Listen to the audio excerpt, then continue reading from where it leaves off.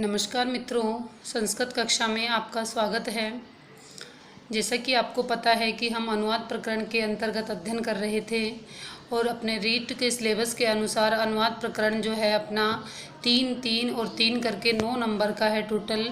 तो इस तरह से जैसे देखो 3 नंबर के तो हमारे शब्द रूप आएंगे, 3 नंबर के धातु रूप आएंगे और इसी में हमारे अनुवाद आएगा, अशुद्धि संशोधन आएंगे, है ना, कारक प्रकरण आएगा। तो ये सब चीज़ें अनुवाद के अंतर्गत ही आती हैं। और इसी तरह से जब मैंने आपको धातु रूपों के बारे में बताया था, शब्द रूपों के बारे में बताया था और इसी तरह से हम कारक का अध्ययन कर रहे थे।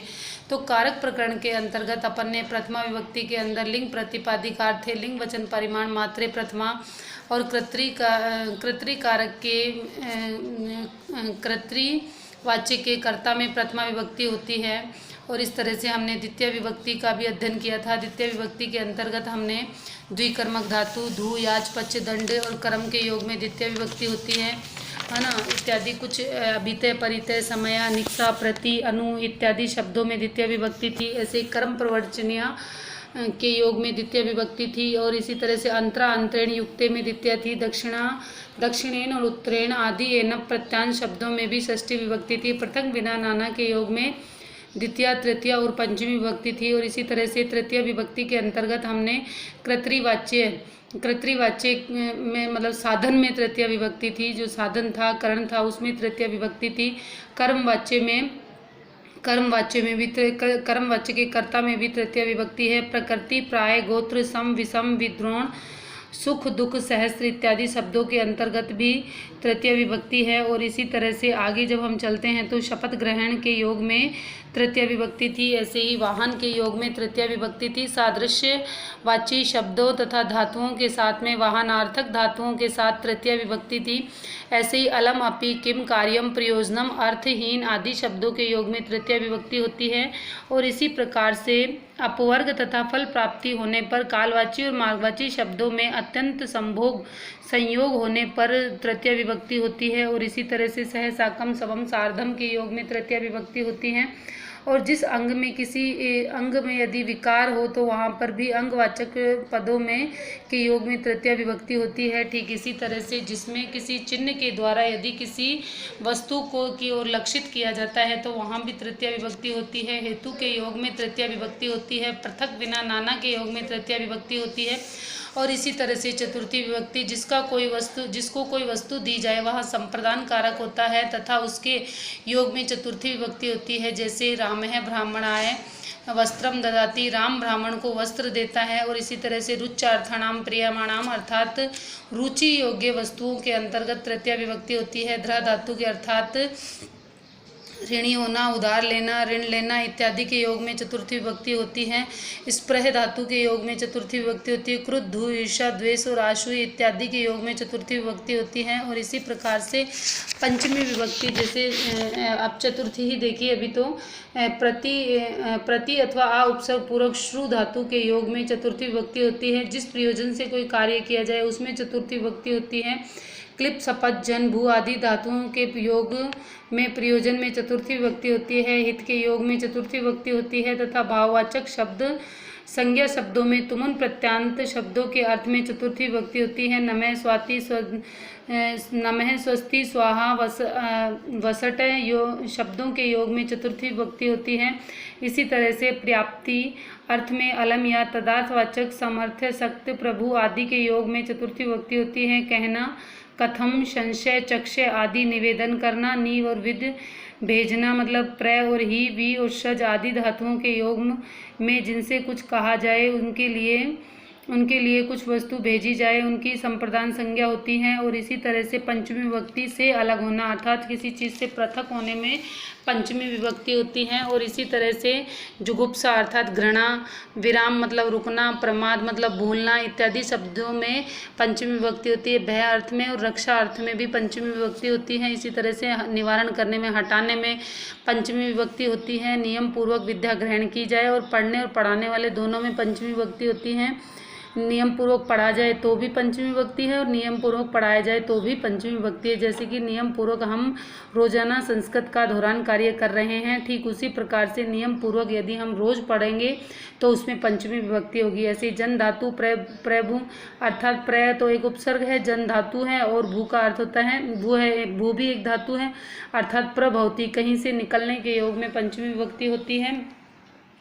तथा अन्य अर्थवाचक शब्दों में जैसे आरात का अर्थ होता है समीप या दूर, इतर का अर्थ होता है दूसरा, रीते का अर्थ होता है बिना और प्राक्य है साम्यक आदि शब्द तथा दिशावाची शब्द वही और आदि के अंत होने पर शब्दों के योग में पंचमी विभक्ति होती है। इसी प्रकार के प्रभृति के योग में पंचमी विभक्ति होती है। अंतरम परम ऊर्ध्व के योग में पंचमी विभक्ति, पृथक बिना नाना के योग में द्वितीय तृतीय और पंचमी विभक्ति होती है।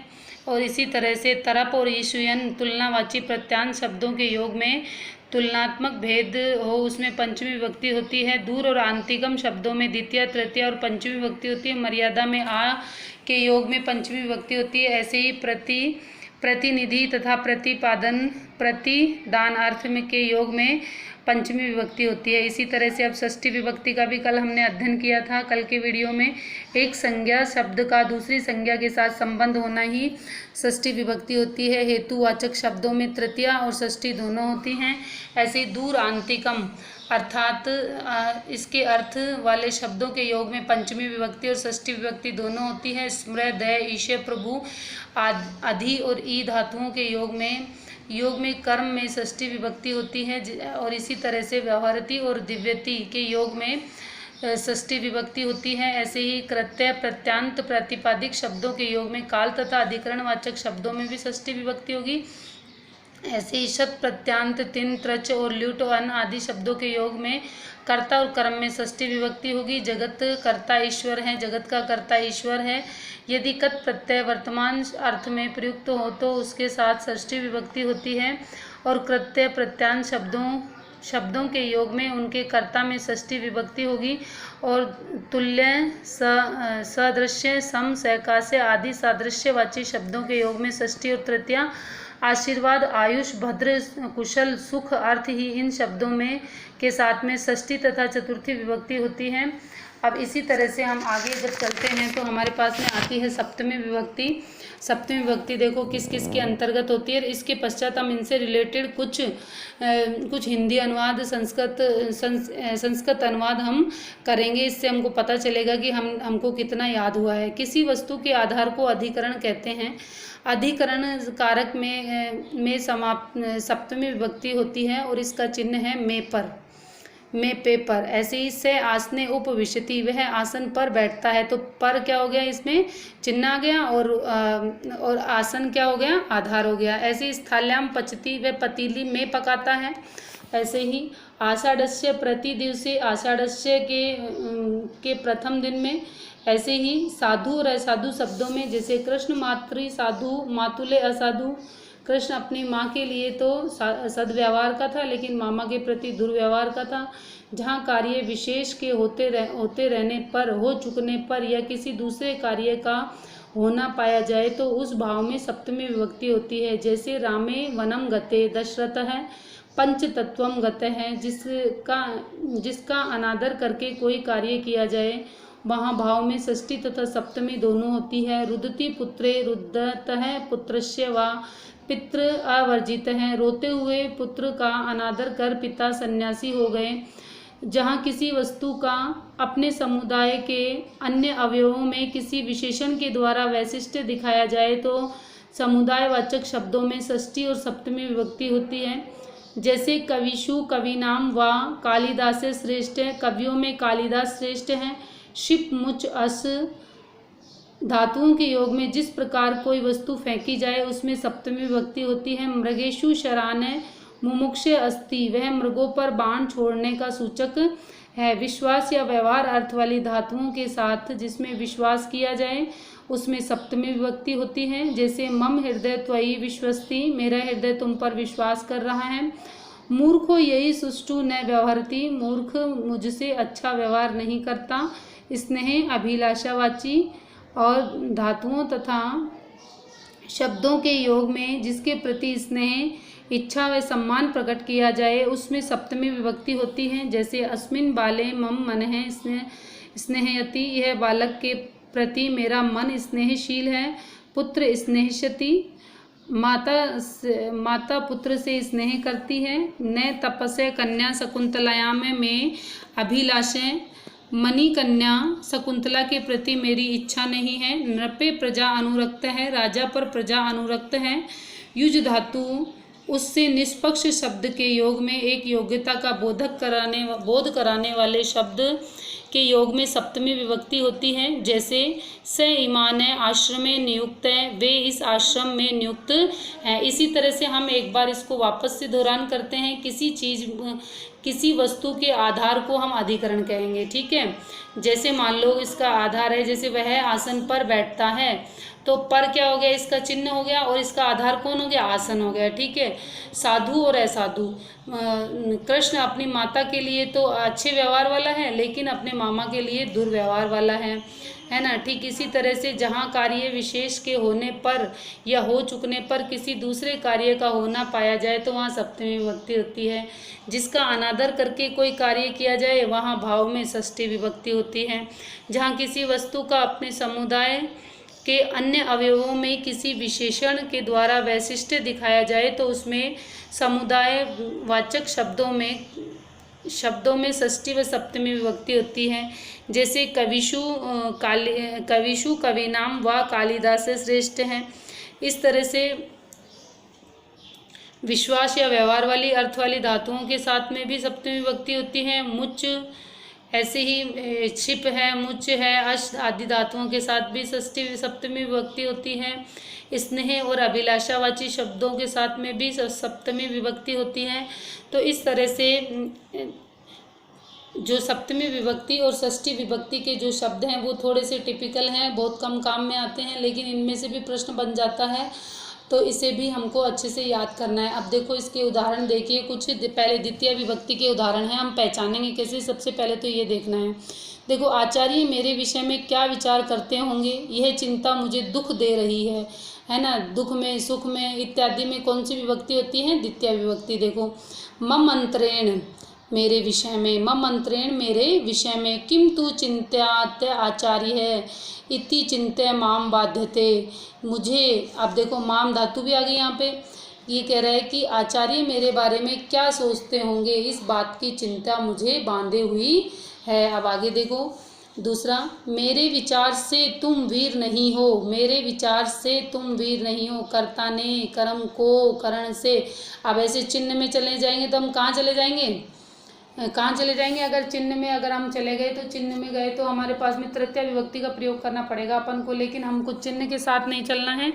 हमें तो क्या देखना है, धातु देखनी है इसके अंदर, ठीक है। अब देखो मेरे विचार से अव्यय देखना है, मेरे विचार से तुम वीर नहीं हो, माम प्रति, मेरे विचार। अब देखो इसमें प्रति आ गया ना। अब मैंने आपको बताया था कि हा प्रति, अनु, है ना, निक्सा इत्यादि के योग में कौन सी विभक्ति थी, द्वितीय विभक्ति थी। ऐसे माँ प्रति त्वम नासी वीर है, ऐसे ही नगर के चारों ओर अभितय परितय निक्सा प्रति, ये बताया था ना, अभितय परितय सर्वतय, है ना। अब इसी तरह से नगर के चारों ओर, तो परितय का अर्थ होता है चारों ओर, अभितय का अर्थ होता है दोनों ओर। नगर के चारों ओर एक खाई है जो सदैव पानी से भरी रहती है। देखो परितय नगरा विधते एक परीखा या सदैव जलपूर्ण। ऐसे ही आकाश और पृथ्वी के बीच में अंतरिक्ष है, दिवाच पृथ्वी चा अंतरिक्षम। ऐसे ही तुम्हें धिक्कार है जो कार्य के फल पर विचार किए बिना कार्य करते हो, तुम्हें धिक्कार है। अब धिक धातु में भी कौन सी विभक्ति आ गई, अब ये कौन सी धातु है, धिक धातु हो गई। अब धिक धातु में कौन सी विभक्ति हो गई, द्वितीय विभक्ति हो गई। ऐसे धिक त्वयाम कार्य अनुबंधे विचारणे मांत्रेण कार्य करोषि, है ना। इसी तरह से अब हम तृतीय विभक्ति में आते हैं। तृतीय विभक्ति में हमने क्या किया था, देखो हिंदी में देखिए, हिंदी अनुवाद क्या है, व्याकरण कठिन है, यह 12 वर्षों में पढ़ा जाता है। तो मैंने आपको बताया था कि यदि किसी निश्चित समय दे दिया जाए, कालवाची और समयवाची किया था ना अपन ने, कालवाची और मार्गवाची, निश्चित समय या दूरी दे दी जाए तो तृतीय विभक्ति, और यदि यहाँ पर निश्चित समय 12 वर्ष नहीं दिया होता तो इसमें द्वितीय विभक्ति आती, ठीक है। कष्टम व्याकरणम इदम स्वरम द्वादशाभिवर्षे श्रूयते। यह स्वर में प्यारे राम से मिलता जुलता है। यह स्वर में राम से मिलता जुलता के योग में तृतीय विभक्ति से स्वरेण राम भद्र मनु हरति। हजारों मूर्खों के बदले एक पंडित खरीदना अच्छा है। सहस्त्रपि मूर्खाणाम एकम किणितः पंडितम। हजारों मूर्खों में एक पंडित, पंडित का अर्थ क्या था, विद्वान को ढूंढना बड़ा मुश्किल है। ऐसे ही चांदनी चंद्रमा के साथ चली जाती है और मेघ के साथ बिजली। अब देखो 7 के योग में कौन सी विभक्ति होगी, सह साकम समम सार्धम, मतलब तृतीय विभक्ति। सह साकम समम सार्धम में कौन सी विभक्ति होगी, तृतीय विभक्ति। अब देखो शशि नाम सह, चंद्रमा के साथ में, याति कुमोदी बिजली भी, चांदनी भी, स मेघेन तड़ितम प्रलीयते चांद के साथ में बिजली भी चली जाती है। और इसी तरह से राजाओं को स्वर्ग की आवश्यकता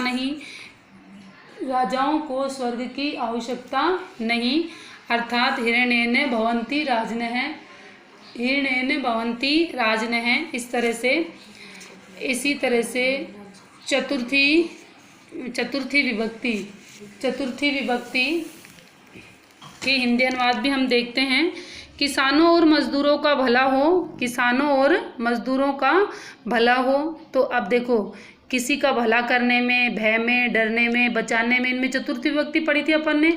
तो कृषकेभ्य कर्म करेभ्यश्च कुशलम भूयात्, वह पहलवान उस पहलवान के लिए काफ़ी है ना। तो अलम, यहाँ पर काफ़ी किसके लिए आ गया, अलम के लिए। अलम के योग में वैसे तो तृतीय विभक्ति होती है, अलम विवादेन, अलम हसीतेन, लेकिन जहाँ काफ़ी होता है वहाँ भी कौन सी विभक्ति होती है, चतुर्थी विभक्ति और अलम का प्रयोग होता है। ठीक है। अलम मल्लो मल्लाय है, वह एक ही वर्ष में साहित्य मध्यमा परीक्षा में उत्तीर्ण होने योग्य है। तो क्या होगा इसमें, प्रभृति से एकेन हायेन साहित्य माध्यम परीक्षा उत्तरणाय। मूर्खों को उपदेश देना केवल उनके क्रोध को बढ़ाना है, न कि उनकी शांति के लिए।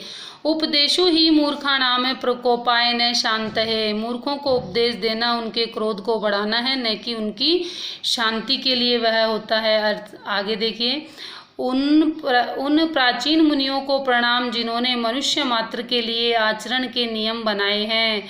नमस्तेभ्य पुराणे मुनिभ्यो, ये मानव मात्रे कृते आचार पद्धति व्याचरण है। यह उत्साह को गिराने के लिए काफ़ी है। अलम मिदम उत्साह भ्रंशाय भविष्यति। गोओं और ब्राह्मणों का कल्याण हो। गोभ्य ब्राह्मणेश्च है स्वस्ति ही। इस तरह से ही पंचमी विभक्ति आ जाएगी। ऐसे ही धीर मनस्वी लोग धन के बदले मान को नहीं छोड़ते। धीर मनस्वी न धनात् प्रतियच्छन्ति मानम। तो इसमें से अलग होना मतलब अपने से अलग नहीं होने देते, इसमें पंचमी विभक्ति होती है। ऐसे ही गांव के पास एक बाग है जहाँ काम धंधे से छुट्टी पाकर ग्रामवासी आनंद करते हैं, है ना। तो देखो छुट्टी पाना मतलब से अपने काम से अलग हो जाना। ऐसे ग्राम दाराम है यत्र व्यवसाय निवृत्ता ग्रामीण आरामंती। सत्पुरुषों के लिए अपने प्रयोजन से मित्र का प्रयोजन ही बड़ा है। स्वार्थात सत्ताम गुरुतर है प्रणीक्रिय। वह सत्य से बढ़कर कोई धर्म नहीं और झूठ से बढ़कर कोई पाप नहीं। नास्ति सत्यात् परो धर्मे नानृतात् पातकम महते। मूर्ख का चपला के कारण पंडित से भेद समझा जाता है। मूर्खो ही चपलेन विद्यते पंडितात। वसंत को छोड़कर अन्य ऋतु को ऋतुराज नहीं कहते, है ना। से अलग होना मतलब ऋते का अर्थ होता है अलग, है ना, छोड़ना।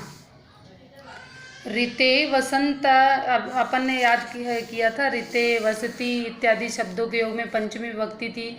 ऋते वसंतापन्न है ऋतुराज है, अर्थात ऋतुराज वसंत को छोड़ करके हम किसी अन्य ऋतु को क्या नहीं कह सकते, ऋतुराज नहीं कह सकते। इसी तरह से षष्ठी विभक्ति के रूप थे, हे सुंदरी क्या तुमने अपने स्वामी को की कि तुम उनकी प्यारी हो। कश्चित् दत्तु स्मरति सुभगे त्वं ही तस्य प्रियति, अर्थात इसमें जो दर्तु धातु है ना, उसमें कौन सी विभक्ति होगी? षष्ठी विभक्ति होगी। उससे मैं क्रोध करूंगी यदि मैं उससे देखती हुई अपने आप को वश में रख सकती हूँ। तस्मै कोपश्यामि या प्रेक्षण प्रविश्यामि, अर्थात खुद को वश में रखने के योग में षष्ठी विभक्ति होती है। कार्य में सामर्थ्य लोगों के लिए क्या कठिन है, व्यवसाय वाले लोगों के लिए क्या दूर है। को अति भारे सामर्थ्य नाम है, किम दूरम में व्यवसायी नाम है, अर्थात मैंने उसका क्या अपराध किया जो वह मुझे खोटी खरी सुनाने लगा। मया तस्य किम अपराधम या माम परम वादित है। विद्वानों के लिए कौन सा विदेश है, प्रिय बोलने वालों के लिए कौन पराया है। को विदेश स विद्या नाम है, स कै प्रियवादिन है, अर्थात मुझे उसके दर्शन की उत्कंठा है, उसे मिलते हुए चिरकाल हो गया। तस्य दर्शन उत्कंठे चिरम दृष्टस्य तस्य, तुम संसार के लिए वाल्मीकि हो किंतु मेरे लिए तो तुम पिता हो। त्वं लोकस्य वाल्मीकः मम पुनस्ति ताते हुए, ऐसी सप्तमी विभक्ति। पौरव के पृथ्वी पर राज्य करते हुए कौन प्रजाओं के प्रति अनाचार करता है। पूर्वे वसुमती शासती, को अय विनमा चरंती प्रजासु, शिकारी चीते को चर्म के लिए मारता है। व्याघ्रे चर्माणी द्विपिनम हंती, शुभ्र ज्योत्सना में व्यथक दीपक जलाने से क्या लाभ है। अभिव्यक्तयाम चंद्रिकियाम कायाम किम दीपिका पनरुक्तयन है। ऐसे ही लता से पहले ही कट जाने पर फूल कहाँ से आ सकते हैं। लतायाम पूर्वलूनायाम प्रसू नयस्य गमः कुतः, मानव में श्रेष्ठ राम संसार में किसके नमस्कार योग्य नहीं है। पुरुषे मुत्तमो रामो भुवि कस्य न वंदः, पिताजी के जीते जब हमारा नया नया विवाह हुआ था, हमारे वे दिन बीत गए जब हमारी माताएं हमारी देखभाल करती थी। ऐसे जीवत्सु ताते पादेशु नवे दारा दर परिग्रहे, मातृभियश्च तय माना नाम ते ही दिवसागत है। उसी प्रकार के प्रेम में के इस अवस्था में पहुंच जाने पर याद करने से क्या। इदम स्थावरम गते तादृश्य अनुरागे किम वा स्मी रहतेन, विपत्ति में मित्र भी शत्रु हो जाता है। ऐसे विपद्दि हंतः सुधापि विषयते, और इस तरह से हमारी जो 7 विभक्तियाँ थी उससे रिलेटेड हमने कुछ उदाहरण पढ़े हैं। इससे रिलेटेड कुछ अन्य उदाहरण भी हैं जिनको हम देख लेते हैं थोड़े बहुत, तो वो बाकी हम बाद में कर लेंगे। सर्वे छात्रा प्रातः काले उठे, है ना, सभी छात्र प्रातः काले उत्तिष्ठेयु, अब कौन सी क्या आ गया इसमें, लोट लकार आ गया ना, तो अब सर्वे छात्रा प्राभाते उत्तिष्ठेयु, सैनिक देश की रक्षा करते हैं। सैनिका देशम रक्षन्ति, और इस तरह से हमने पूरी 7 विभक्तियों के साथ में एक बार अपना पूरा दोहरान कार्य हमने कर लिया है।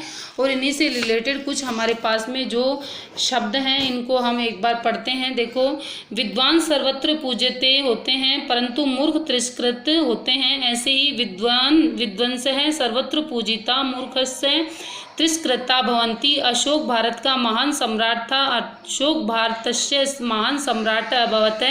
दरिद्रता मरण से भी अधिक कष्टकारी होती है, दरिद्राय मरणात् अपि अति कष्टकारम भवति। सफलता को परिश्रम आवश्यक है, सफलताए परिश्रम में आवश्यकम अस्ति। ईश्वर को नमस्कार कर पितरों को बलि, ईश्वराय नमः पित्राभास्य स्वधा। चतुर्थी विभक्ति हो गई इसमें। हेमंत ऋतु में वृक्षों से सूखे पत्ते गिरते हैं। हेमंतो वृक्षेभ्य शुष्काणि पर्णानि पतंती। गंगा हिमालय से निकलती है। अप्रभवती में पंचमी विभक्ति होगी। गंगा हिमालयात निर्गच्छति। राणा प्रताप का घोड़ा प्रसिद्ध है। राणा प्रतापस्य अश्व इतिहासे प्रसिद्ध है। राम ने रावण को मारा। राम है रावणम आहनत। दीर्घायु होवे आयुष्मान भवे। और अपने घर जाओ, पढ़ने को पुस्तक लेकर आओ। स्वगृहम गच्छ ये आदेश सूचक हो गया। और पठनाय पुस्तकम च आन्य है, वह अपनी माता का स्मरण करता है। स मातु स्मृति, वसंत ऋतु सबको अच्छी लगती है। वसंत ऋतु सर्वे रोचते, रुच अर्थ धातु में कौन सी होती है?